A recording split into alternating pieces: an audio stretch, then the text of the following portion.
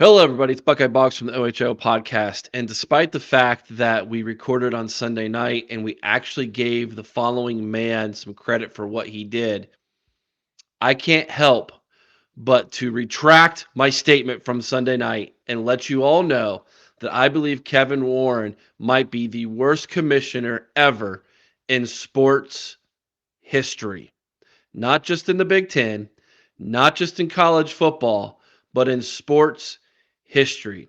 I think he's a terrible human being. I believe that he is one of the most self centered individuals I have ever had the opportunity to listen to speak. And he's obviously someone who's out for himself and not the betterment of the young people and the programs he was supposed to represent as commissioner of the Big Ten. That being said, I am joined by my co host, Chris Wilds. Chris, I assume you're probably just as angry as I am after we just gave the man a little bit of credit Sunday night for what we thought was a pretty amazing television deal and picking up two West Coast teams for the Big Ten moving forward before he exited stage left and headed to Chicago to become the president of the Chicago Bears, which, by the way, my prayers for you, Justin Fields. I believe your career probably, if I were you, I'd be looking to get out of Chicago. Chicago will never win a Super Bowl with that guy in control. It's just not going to happen. No. But that being said, Chris, we find out Monday morning when I wake up that he negotiated a deal that has yet to be finalized that goes into effect this season.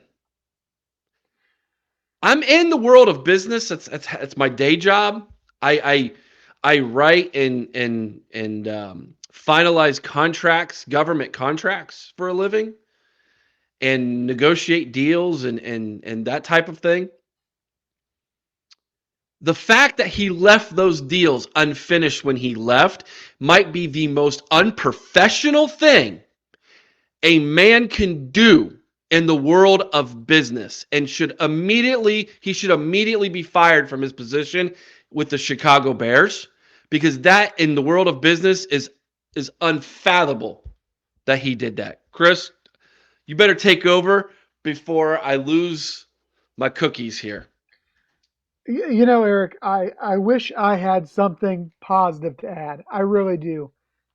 Because the fact is, you're absolutely right. What this guy did was unconscionable, clearly in his own self interest, looking to probably cash out on a big bonus, which I'm sure, if you remember when our last commissioner left, when he finalized the previous media deal, and I can't remember the last commissioner's name. It slips my mind right now. Delaney. Delaney, but I believe he left with about a $20 million bonus after the deal that he had arranged.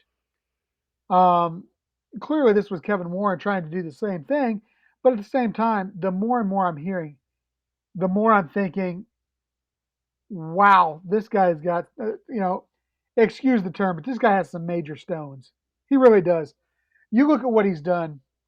First of all, without the approval of the three biggest brands in his market, he says, you know what, NBC, we're going to put our games on Thursday nights, prime time, at any point in the season, despite the fact that for years there has been a rule saying, you know what, and I believe they call it the tolerance rule, that the Big Ten teams do not play on Thursday nights or primetime games in general after a certain point in the season. Now, I imagine, Eric, that probably has a lot to do with the weather in Big Ten country during the later portion of the season. But Ohio State's saying no, we're not doing this. Michigan says, you're on your own here, Skippy, and Penn State is right in line with Ohio State and Michigan, and clearly he had no contact whatsoever with these athletic directors or coaches or university presidents before he decided to pull the trigger on this. Then we're now finding out too, by the way, that 2020 season he tried to sabotage? We owed the Big Ten owes $25 million back to Fox for that, for games lost. Then, because of this stunt he pulled giving away the Big Ten championship game in, I believe it's 2030, is that correct? Yeah. That he had it set up for NBC. He gave away something that wasn't even his to give. The Big Ten does not own the rights to their own product. It's owned by Fox and the Big Ten, or actually owned by the Big Ten Network, which is a subsidiary of Fox. Correct. This is why Fox was in on all the negotiations. And he just says, screw all that. We're going to go ahead. I'm going to do what I want. And because I think this was truly a calculated thing, Eric, because he knew that the universities were not all going to sign off on this deal. He gets it all finalized, gets the old handshake agreement going, bails for the NFL, and leaves the Big Ten in a very, very nasty position. At this point, I don't know what the Big Ten actually is going to have guaranteed, what they're not going to have guaranteed. How much of the NBC money is going to change now that the three, major brands in the conference are saying we're not going to play on Thursday nights. The new commissioner has got such a mess to clean up after this guy that, again, I can't even believe we were giving this man credit only 2 days ago. 48 hours ago, we were singing this guy's praises as a businessman for getting this done with the media rights deal. We were singing his praises as the king of expansion after getting this done. You know what? I mean, I don't know if this has any effect on expansion or not. I mean, if the numbers come back and all of a sudden USC and UCLA can't get the money that they were going to have owed to them because of a lesser TV deal, does USC and UCLA try to back out?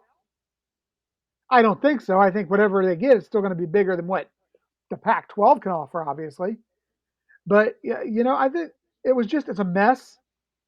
I think his actions border on, they are without a doubt negligent and border on criminal. I truly believe that because I feel like this man was trying to do nothing more than line his own pockets at the expense of the conference and the conference partners who had employed him for this time. That's all I can say. I take back every. I almost didn't say anything good about him Sunday because I really despise the man. I've called him Karen ever since 2020. There is zero doubt in my mind that this man, when he looks in the mirror, thinks to himself, I am God's gift. Oh, yeah, without a doubt.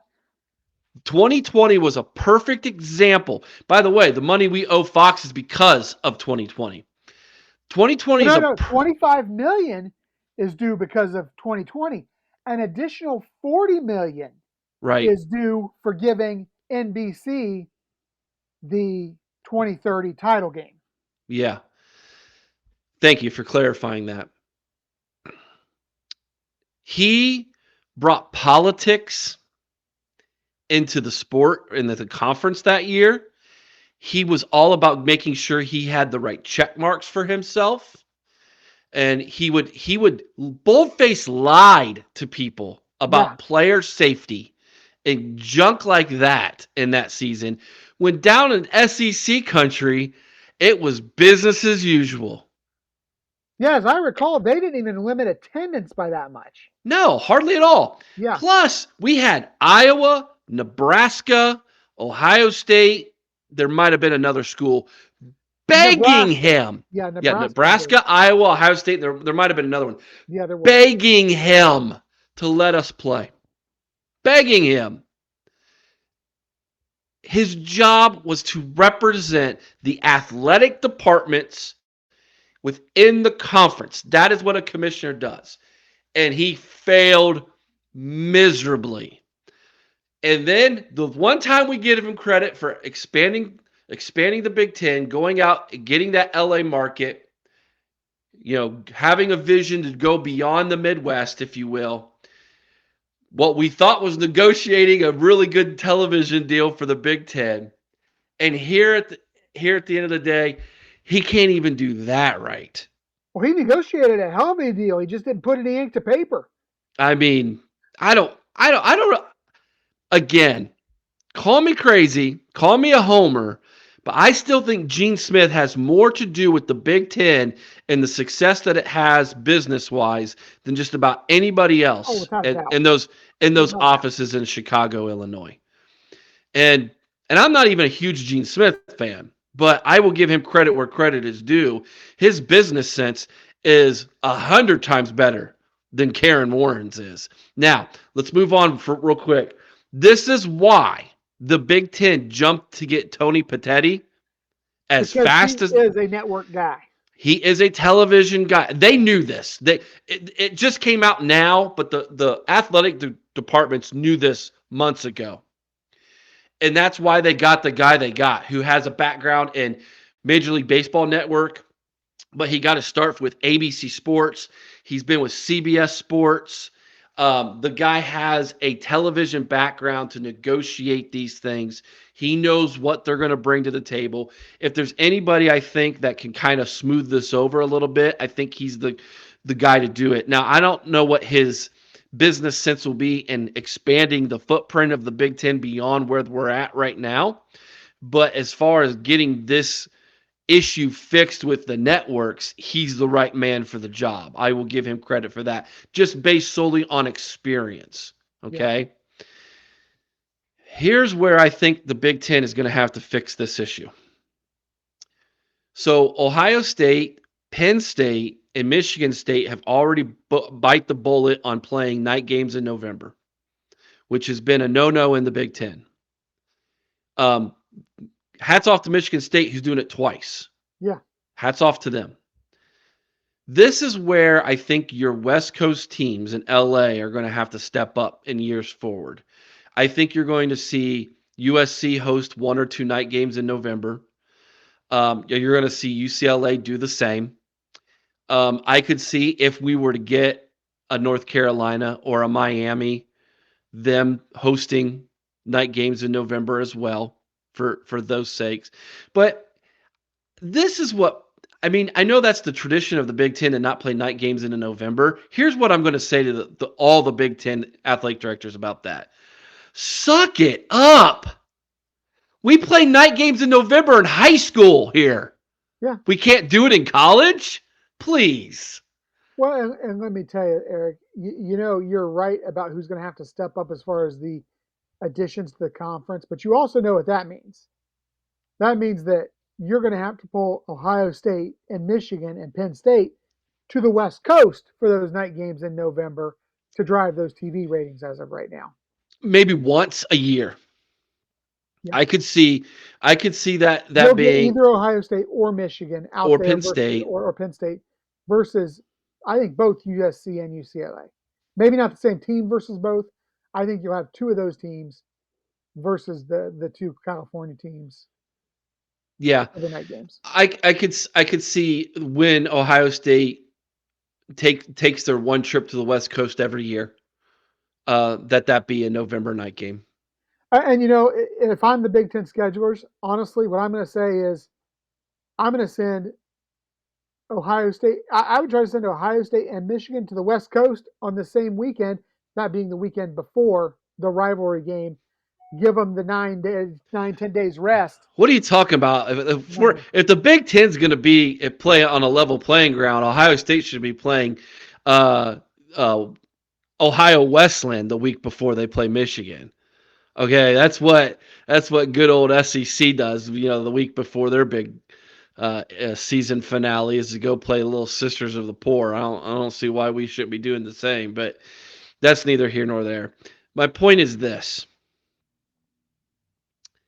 Kevin Warren done messed up. Big time. Like I said, Eric, I think his actions truly border on criminal. I truly believe that, to the point of where what he did was so negligent, and I think done with such intent, as to merely pad his pocket with a giant bonus before he left, that it really almost is the equivalent of fraud. If I were to set up a government project for what I do for a living and walk out from that without the proper signatures, You'd be fired, you'd be sued, and you would probably never work a government contract again for the rest there of your would life. be government officials knocking on my door. Oh, yeah. Lawyers saying, "Hey, buddy, you can't do this." You're no Um, stranger. You're I no would stranger to that, Eric. you. I've had Emails I've, fly all the time, right?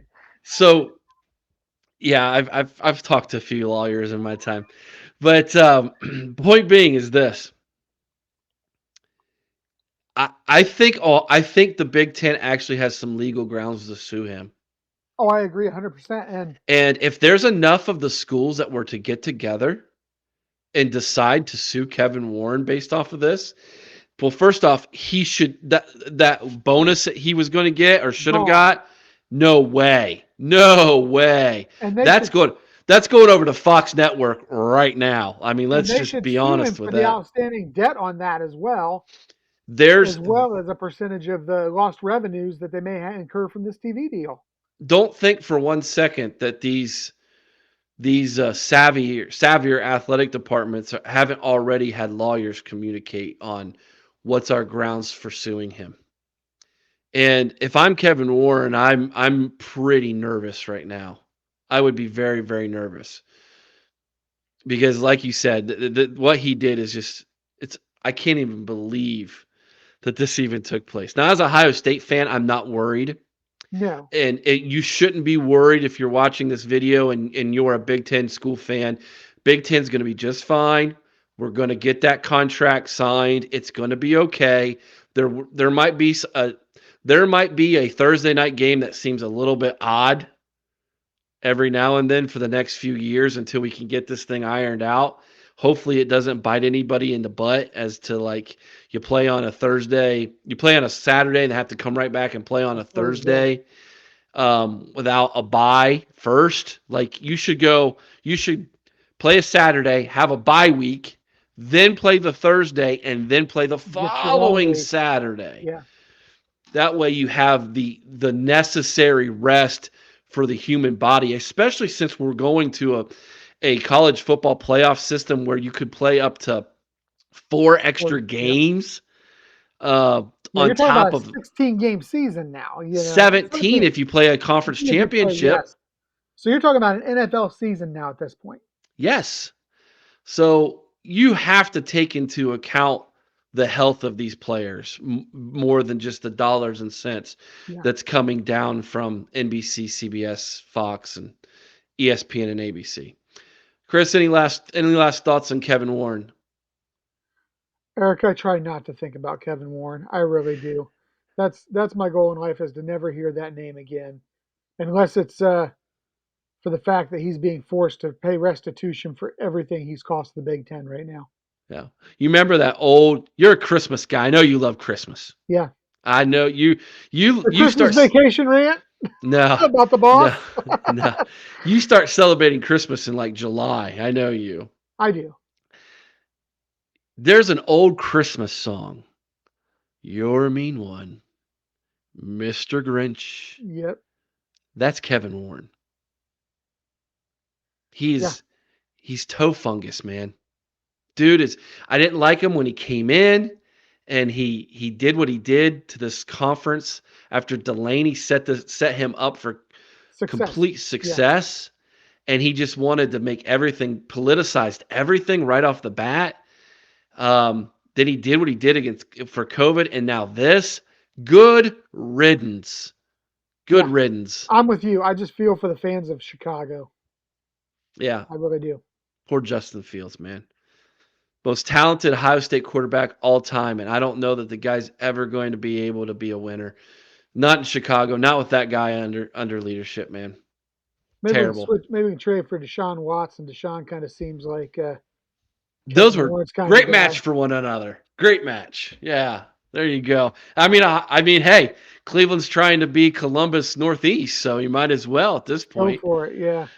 All right, guys, please hit the like button, share, subscribe. We really do appreciate that. It does indeed help out our channel. We've had quite a few new subscribers lately, and we do appreciate that. Be on the lookout for a video coming down the pike where if you subscribe, like the video, and make a comment, you could win a $50 gift card to Amazon. We will be throwing that out there in the intranets here very soon, Chris. We have a special guest coming to our live show this weekend. Got the thumbs up from him. So we don't want to jinx that. So Yeah. don't want to jinx it, but we're looking to have a really awesome guest who's got a great Buckeye story from his time at Ohio State and beyond. So a former Buckeye is going to be with us this Sunday. You're not going to want to miss that. A lot of good things happening. We might even have a special July party in Northeast Ohio with another podcast. I hope so. I'm looking forward to it. That's going to be a lot of fun. So a lot of good stuff happening. A lot of great guests lined up. Next month in June, we're even going to do a split podcast with an Irish podcast with a Notre Dame guy. Yeah. Oh, tell me it's your friend. Tell me it's your friend. John Kennedy from the Always Irish podcast is going to be in our house. Yes. He actually promoted it on his podcast today on his live show. Dude is great. He's got one of the most entertaining shows.